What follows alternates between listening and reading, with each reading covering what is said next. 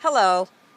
This week we crossed the mid-time of the legislative session, and delightful things happen during legislative session. Today I got some wonderful letters from my granddaughters, so that really brightened my day. In this newsletter today, you're going to see some information about the Senate Finance Committee, which is reviewing the Medicaid reform bill. I had the great honor of serving on that special subcommittee that Senator McKinnon organized. A couple of the pieces that I particularly worked on were pieces that looked at narcotic pain medication overuse. The cost not only to the state in dollars, but also to people in terms of addiction and misuse.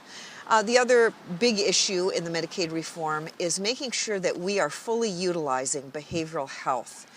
Behavioral health issues affect our total health and can lead to criminal issues, lots of ramifications. We need to have more behavioral health therapists available to work and to serve people's needs.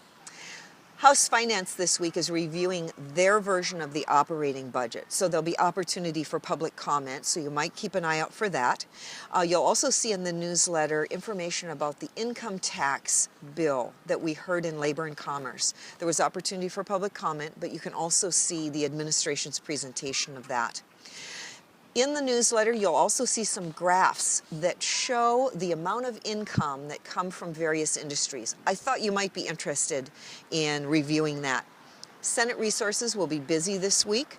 We've got a bill that will allow the Department of Natural Resources to actually charge fees to take a look at our resources, cores that have been extracted from mining and oil and gas.